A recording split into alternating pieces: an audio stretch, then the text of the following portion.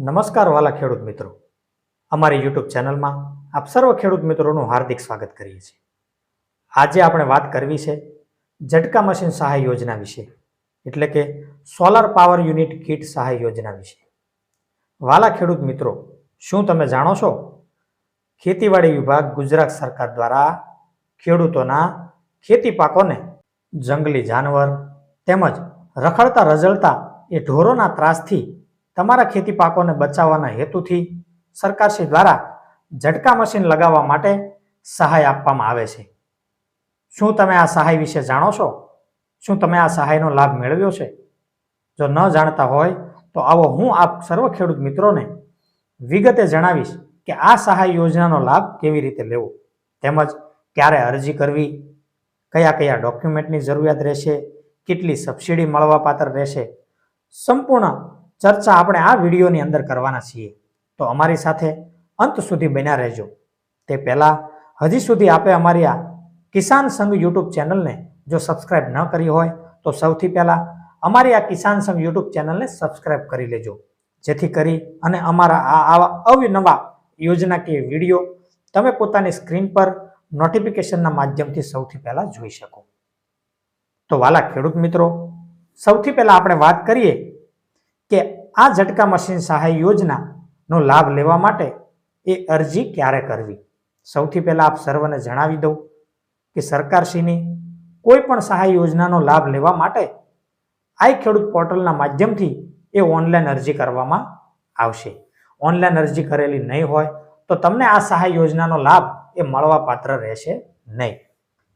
તો આ ઓનલાઈન અરજી સ્વીકારવા માટે ખેતીવાડી વિભાગ ગુજરાત સરકાર દ્વારા આઈ ખેડૂત પોર્ટલ ખુલ્લું મૂકવામાં આવેલું છે, જેમાં ખેડૂતોએ આ સહાય યોજનાનો લાભ લેવા માટે તારીખ 27/3/2026 થી 26/4/2026 સુધી એ સમય મર્યાદાની અંદર એ ઓનલાઈન અરજી કરવાની રહેશે। જો તમે આ ઓનલાઈન અરજી કરેલી હશે તો જ આગળની કાર્યવાહી થઈ શકશે। એટલે તમામ વાલા ખેડૂત મિત્રોએ સમય મર્યાદાની અંદર એ ઓનલાઈન અરજી કરી દેવી। આગળ વાત કરીએ તો અરજી કરવા માટે કયા કયા ડોક્યુમેન્ટની જરૂરિયાત રહેશે તેની આપણે વિગતે વાત કરીએ। સૌથી પહેલા જમીનની વિગત દાખલ કરવા માટે 7/12/8 નકલની જરૂરિયાત રહેશે। ત્યારબાદ આધાર કાર્ડની વિગત દાખલ કરવા માટે એ આધાર કાર્ડની નકલ લેવાની રહેશે।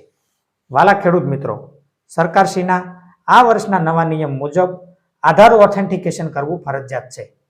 એના માટે થઈને એ આધાર કાર્ડની અંદર મોબાઈલ નંબર લિંક હોય તો એ ઓટીપી બેઝથી આધાર ઓથેન્ટિકેશન થઈ શકશે, અથવા તો આધાર કાર્ડમાં મોબાઈલ નંબર લિંક ન હોય તો બાયોમેટ્રિકથી પણ એ આધાર ઓથેન્ટિકેશન થઈ શકશે। આધાર ઓથેન્ટિકેશન કરશો ત્યારબાદ જ એ અરજીની આગળની કાર્યવાહી તમે કરી શકશો। એટલે આધાર કાર્ડની વિગત દાખલ કરવાની રહેશે। આધાર વેરીફાઈ કર્યા બાદ આગળ બેંકની વિગત દાખલ કરવા માટે થઈને એ બેંક પાસબુકની નકલની જરૂરિયાત રહેશે। તેમજ અધિકારી કર્મચારી દ્વારા તમારો સંપર્ક કરવા માટે અથવા તો એસએમએસના માધ્યમથી તમારા સુધી કોઈ પણ માહિતી એ મોકલવા માટે એ મોબાઈલ નંબરની આવશ્યકતા રહેશે। એટલે મોબાઈલ નંબર અવશ્ય દાખલ કરવો। તેમજ અનુસૂચિત જાતિ તેમજ અનુસૂચિત જનજાતિના એ ખેડૂત લાભાર્થીઓએ પોતાના એ જાતિનો દાખલો એ ફરજિયાત અપલોડ કરવાનો રહેશે। તો એની પણ એક નકલની જરૂરિયાત રહેશે। તો આ તમામ ડોક્યુમેન્ટ લઈ અને તમે ઓનલાઈન અરજી કરી શકો છો।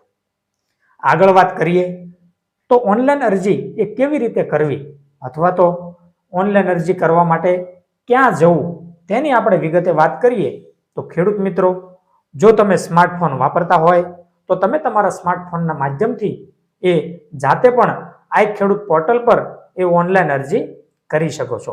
માગ્યા મુજબની વિગતો દાખલ કરી અને તમે એ ઓનલાઈન અરજી કરી શકો છો।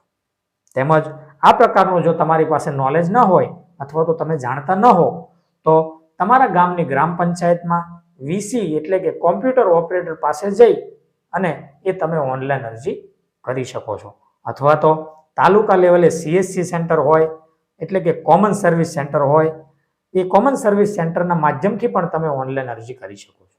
અથવા તો તાલુકા લેવલે, ગ્રામ્ય લેવલે સાયબર કાફે ઉપલબ્ધ હોય તો એ સાયબર કાફેના માધ્યમથી પણ તમે એ ઓનલાઈન અરજી કરી શકો છો. વાલા ખેડૂત મિત્રો, આ સહાય યોજનાનો લાભ લેવા માટે એ ઓનલાઈન અરજી ફરજિયાત રહેશે. આગળ વાત કરીએ કે ઓનલાઈન અરજી કર્યા બાદ એ શું કરવું, એ ઓનલાઈન અરજી કર્યા પછી ક્યારે ખેડૂતને લાભ એ મળી શકે આ સહાય યોજનાનો, તેની આપણે આગળ વાત કરીએ. તો ઓનલાઈન અરજી કર્યા બાદ અરજદારે, લાભાર્થીએ એ અરજીની નકલ એ પોતાની પાસે રાખવાની રહેશે. કોઈ પણ કચેરી અથવા તો કોઈ પણ કર્મચારીને આ અરજીની નકલ એ જમા કરવાની રહેતી નથી. તમે ઓનલાઈન અરજી કરશો એટલે ઓનલાઈન અરજી એ એમના આઈડીમાં બતાવશે, એટલે કે આગળની કાર્યવાહી અધિકારીશ્રી, કર્મચારીશ્રી દ્વારા કરવામાં આવશે. તમારે કોઈ પણ પ્રકારના ડોક્યુમેન્ટ જમા કરવાના રહેતા નથી. ત્યારબાદ એ તમારી અરજીની એ પાત્રતા નક્કી કરવામાં આવશે. પાત્રતા નક્કી થયા બાદ ખેતીવાડી વિભાગના અધિકારીશ્રી દ્વારા એ તમને એ ઝટકા મશીન સહાય યોજનામાં લાભ લેવા માટે એ ઝટકા મશીન ખરીદવા માટે પૂર્વ મંજૂરીનો હુકમ આપવામાં આવશે.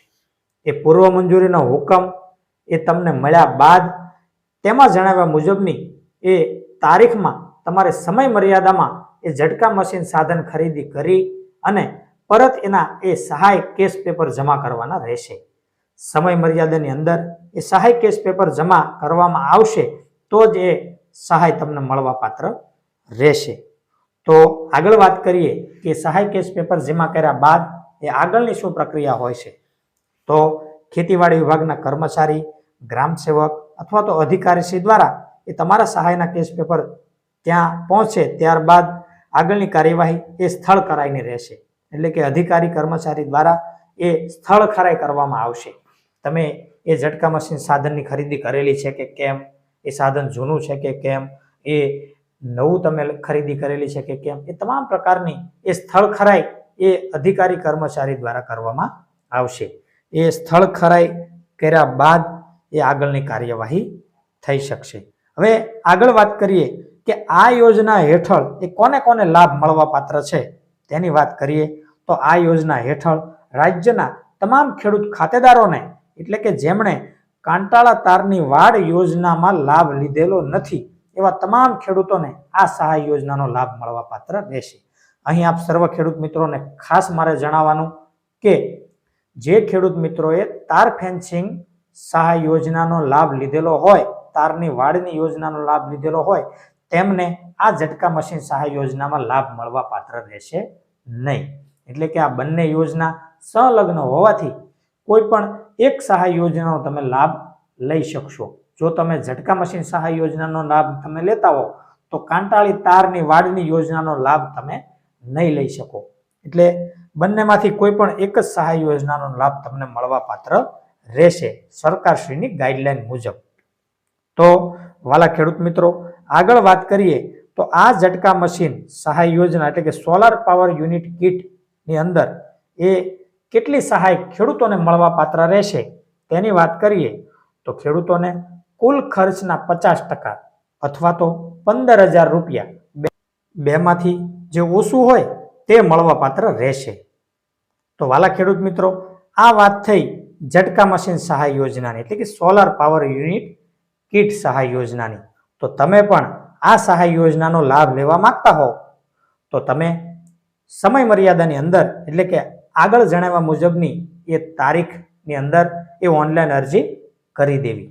વાલા ખેડૂત મિત્રો, અમારો જો આ વિડીયો તમને પસંદ આવે તો અમારા વિડીયોને લાઈક કરજો, શેર કરજો અને સબસ્ક્રાઇબ જરૂરથી કરજો, જેથી કરી અને આવા અવનવા યોજનાકીય વિડીયો અમારી યુટ્યુબ ચેનલના માધ્યમથી આપ સર્વ ખેડૂત મિત્રોને મળી શકે. આભાર.